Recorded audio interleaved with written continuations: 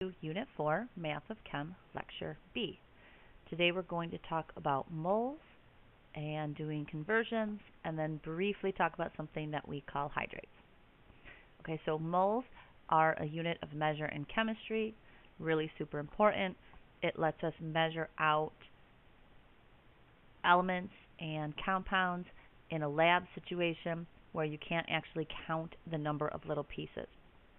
So they made a mole equivalent to whatever the gram formula mass of an element or a compound from the periodic table was, their relative masses. They compared them all to carbon-12 now. And then they did some math backwards to figure out how many pieces that would be. And the three significant figures, that's 6.02 times 10 to the 23rd units. So if we have this relationship, 1 mole is 6.02 times 10 to the 23rd units. If we do our factor label method, that means that we can have 6.02 times 10 to the 23rd units, whether it's atoms or molecules or pieces or timbits, per mole. Or you can write every 1 mole is 6.02 times 10 to the 23rd. It would be no different than using 1 dozen is 12 pieces, or that there are 12 pieces in every 1 dozen. It's the same kind of conversions, okay? But we're going to put chemical compounds to it, and 6.02 times 10 to the 23rd is a pretty big number, so it makes things a little more complicated. But if we just use our factor label method, and they want to know how many sodium atoms are in a sample containing 2 moles of sodium. You have 2 moles, and they want to know atoms. So when you pick your factor, you want to pick the factor where moles are on the bottom so that the moles cancel. And you put the 6.02 times 10 to the 23rd atoms at the top. So I wrote units here, but this could be atoms, it could be molecules, it could be whatever. The moles are going to cancel. And then if we look at our scientific calculator, 2 times 6.02. Now when you look at a scientific calculator, again, you're looking for either an EE or an EXP button. The one on your computer has EXP. And then we put in the exponent, 23. We don't have to hit the multiplication sign. We don't have to have any XY buttons, no parentheses. And it does the work for us. Now look, it put it in regular notation for us.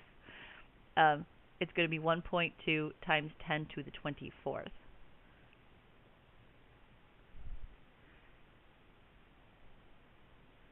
So a pretty big amount of numbers.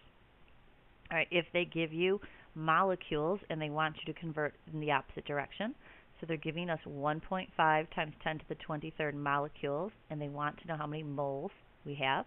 We're going to start by writing down what we have, 1.5 times 10 to the 23rd molecules. Notice that molecules and moles are not the same thing. This time I'm going to pick where the 1 mole is at the top. And I know in my factor I wrote units, but again, units could be anything, atoms or molecules or pieces. So we'll change that units to molecules, and the molecules will cancel. When we look at liters, the relationship between moles and liters is that for every 1 liter, or 1 mole, for every 1 mole of a gas at STP, so 1 mole, it's 22.4 liters. So again, we have our 2 conversion factors, 22.4 liters per every 1 mole, or 1 mole per every 22.4 liters. If I'm going to set this up with factor label, and they're giving me 0.25 moles, and they want to know what volume that gas is, whenever they're talking about volume of a gas, they're talking about liters. So I'm going to do 0.25 moles times, and using our factor label, we want the moles to cancel, so we're going to pick the factor where the 1 mole is on the bottom, and our 22.4 liters are on the top. So moles cancel,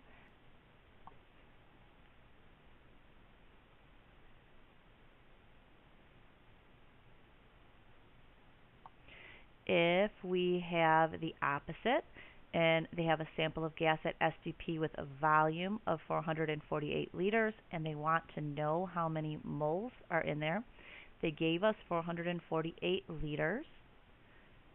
So when I use my factor label method, this time I want to pick the factor where the liters are on the bottom, 22.4 liters in every 1 mole, so that the liters cancel. So pretty straightforward. It's just like the factor label we did at the beginning of the year. There's nothing tricky to it other than you have to memorize this relationship. These two relationships are not on your reference table anywhere. So you might want to, on your reference table somewhere, make a reminder to yourself that 1 mole is going to be equal to 6.02 times 10 to the 23rd, and I like to just use the term units, or it's 22.4 liters of a gas at STP, or the last one down there when we're talking about masses is going to be the gram formula mass, and we'll talk about what gram formula mass is in just a second. All right, so if we look at gram formula mass, we are going to add up the atomic masses. So on your periodic table, in the upper left-hand square, there is a weighted average. That's the atomic mass. I want you to round it to a whole number.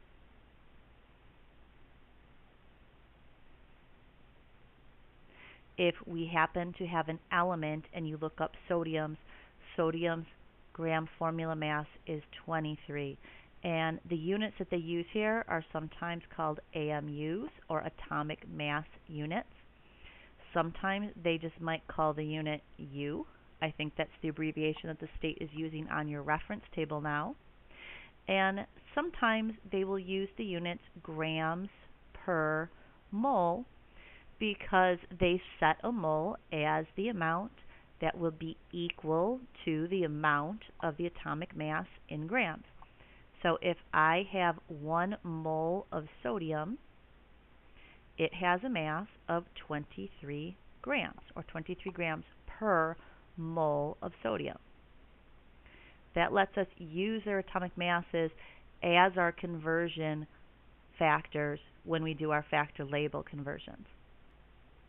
If we look at fluorine now instead of sodium, you have to be really careful because fluorine is diatomic.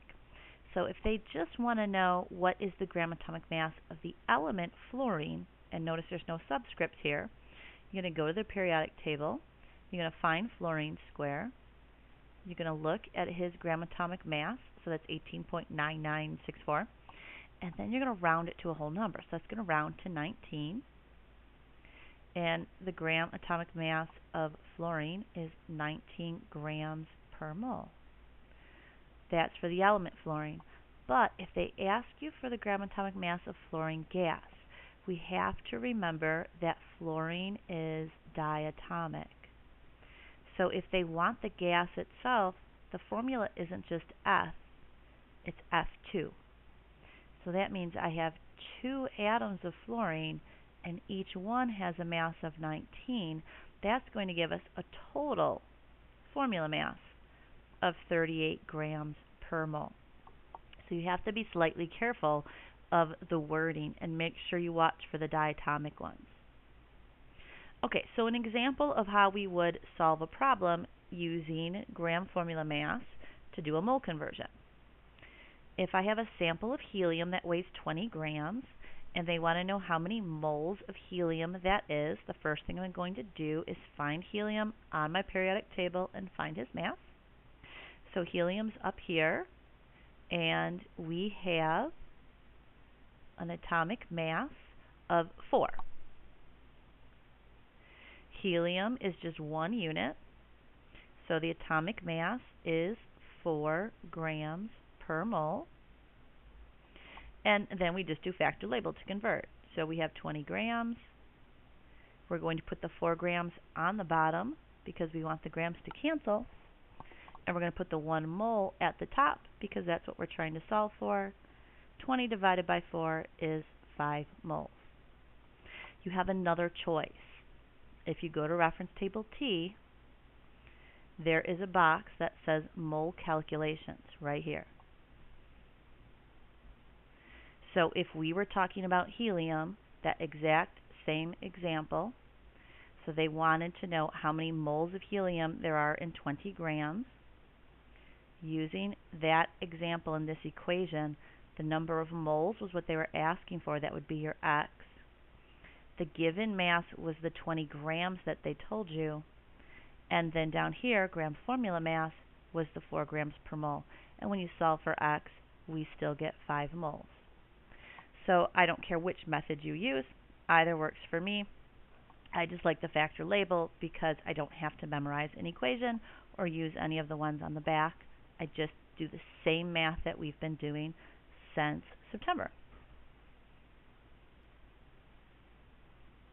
Okay, if they give you moles, so they're saying if we have 0.5 moles of silver, how much does it weigh? So if they want to know how much it weighs, what they're really looking for are grams, and it's silver, so we're going to have to look up its gram formula mass. So we need a periodic table. Silver is Ag. If you don't have the symbol memorized, then make sure you check on table S. You don't want to get something wrong because you guessed at the element symbol. We round that off, so 107.99 is going to round off to 108. So the atomic mass here is 108, and remember it's grams per mole. So if I have 0.5 moles, this time when I set it up, I'm going to put the 1 mole on the bottom so that it cancels, and the 108 grams at the top. Moles cancel, and 0.5 times 108 is 54 grams. The next step then, after you can convert elements, is to just go on and do the exact same thing, but this time using compounds instead of elements. So the gram formula mass, or the gram molecular mass, so the mass of molecules, is going to be the exact same thing. So GFM, gram formula mass, and this time we're going to add up all of the pieces. So if we have sodium fluoride, there's 1 piece of sodium, and there is 1 piece of fluorine. We get those numbers from the subscripts. Remember, there's a 1 here. We just don't write it in. We already looked up the mass of 1 sodium. That was 23. And we looked up the mass of 1 fluorine. That was 19. And we add the 2 together. So carry the 1, and we have 42, and the units are grams per mole. And it's as simple as that. They can make this slightly harder by having you convert a name into a proper formula first. So chromium is Cr, and this 3, remember, goes with the chromium, and it tells me the charge. So the chromium has a charge of +3. Carbonate is a polyatomic ion, CO3, and it has a charge of -2. So to get this to balance and make a proper formula, I need the least common multiple between 3 and 2, which is 6. So my formula is going to be Cr2 parentheses CO3 and parentheses 3. So that's our proper formula. When we add up the gram formula mass then, and we count the pieces, we have to, and I'm going to do this way over here so there's room, we have to say there's 2 chromiums, there are 3 carbons, and there are 9 oxygens. And then I look up the masses. So chromium over here at 51.9 is going to round to 52. Carbon is 12, and oxygen at 15.9 is going to round to 16. So 52 and 12 and 16. So 2 times 52 is not bad, that's just 104, and 3 times 12 is just 36. But your multiples of 16 you might not be brushed up on yet. So 9 times 16 is 144. And then we add all of those up. So 4 and 6 is 10, and 4 more is 14. Carry the 1, 8, 284 grams per mole. Now notice if they just want the formula mass, if you can't turn the name into a proper formula in the first place, you're never going to get the correct formula mass. So you really have to have your naming skills down. If you're still having issues with naming, make sure you see me. We did talk a little bit about this common naming system when we have two nonmetals together and you're supposed to know the prefixes. So dinitrogen means that I have two nitrogens. Pentoxide means that I have 5 oxygens. So when you add up the formula mass for this one, 2 nitrogens, 5 oxygens, oxygen we already know is 16, and then nitrogen right here, 14.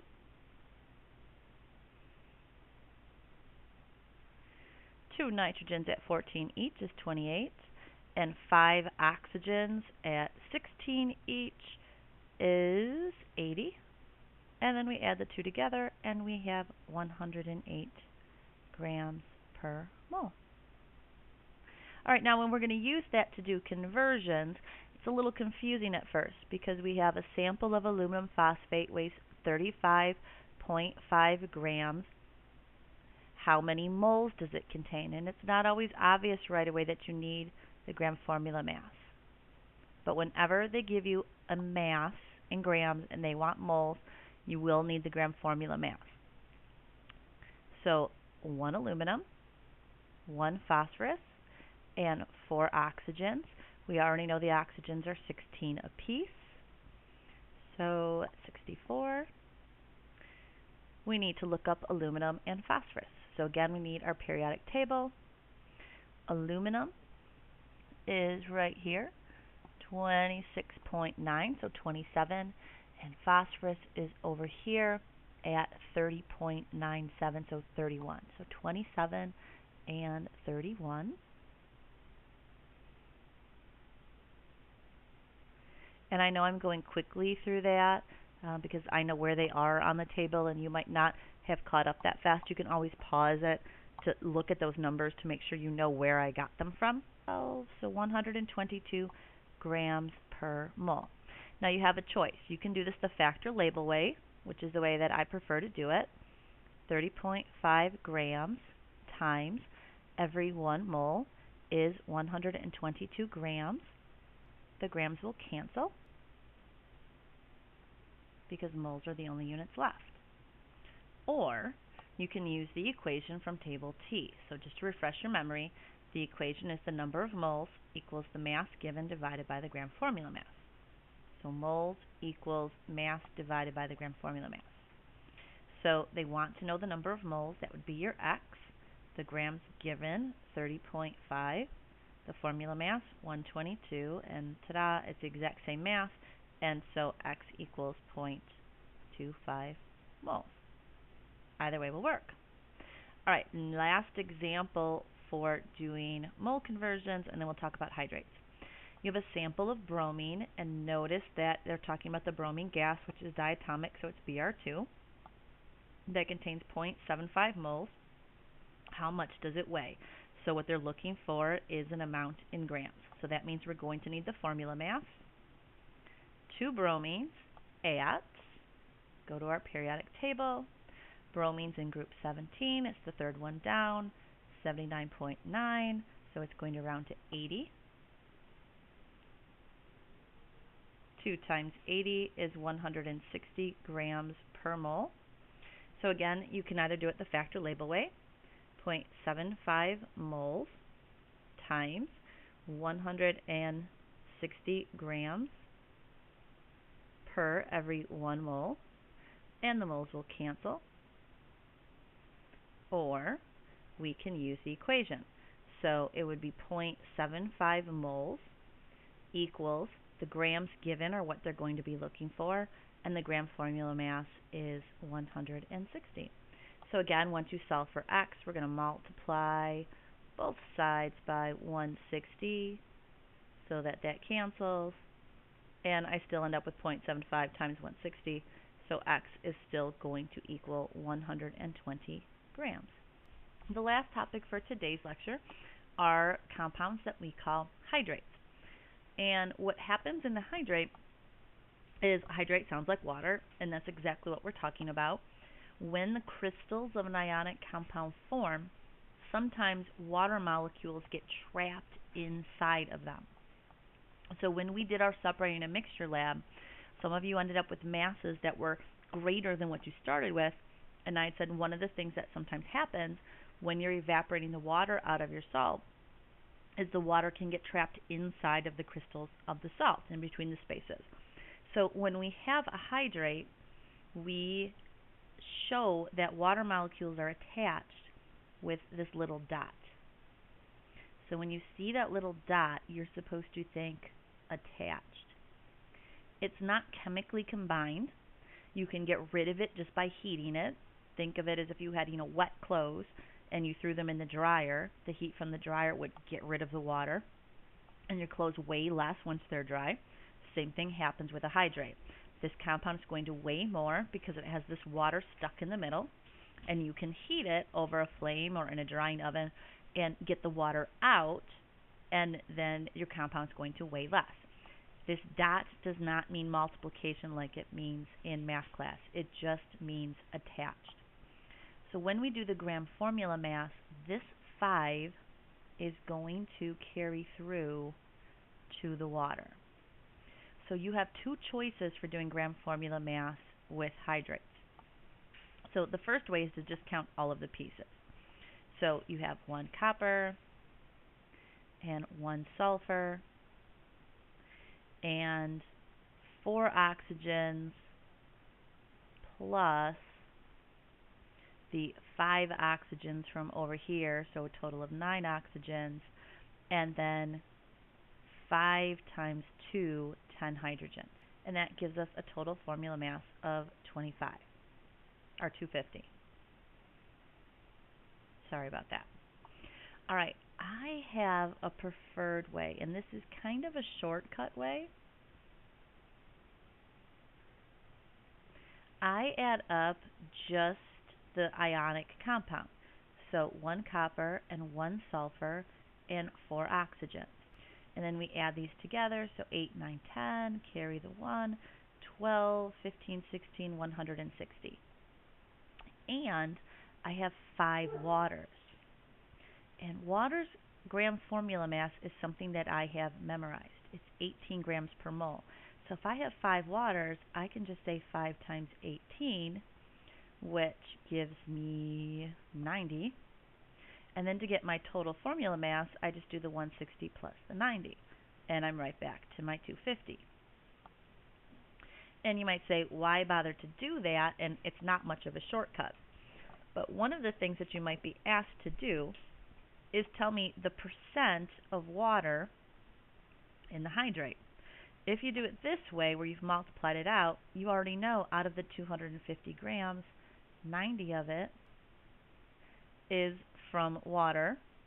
So to do our percent then, we have 90 divided by 250 times 100, or 36%. So if you have to do the percent by math, doing the shortcut for the water makes it faster. So if we have, for example, a question like this: what is the percent by mass of water in the hydrate, sodium carbonate, decahydrate, deca for 10. This is called pentahydrate. This is decahydrate. The prefixes tell you how much. They're telling us the total formula mass is 286. So if I want to know the percent that's water, I can say, shortcut-wise, well, I have 10 waters at 18 grams apiece. That's 180 grams. So I can put the 180 out of the 286 water by mass. All right, and one of the other things that they might ask you to do is say, well, if you have 3 moles of this stuff, how many moles of water do you have? Pretend these words aren't here and this is in an equation. That 3 is going to carry all the way through. So for every 1 mole of sodium carbonate, there are 10 moles of water. So if this carries through and I have 3 moles of sodium carbonate, I'm going to end up with a total of 30 moles of water. Last but not least is this lovely prefix, an. The prefix an or a or ab generally means not. So if I have something that is anhydrous, sometimes it also can refer to without. So it is not hydrated, it is without water. So if I have copper sulfate pentahydrate, that's my hydrate. If I have the anhydrous form of copper sulfate, that would just be the CuSO4 with no water attached. That would be its anhydrous form. So after you dry it out, it's now anhydrous. All right, that wraps up today's lesson.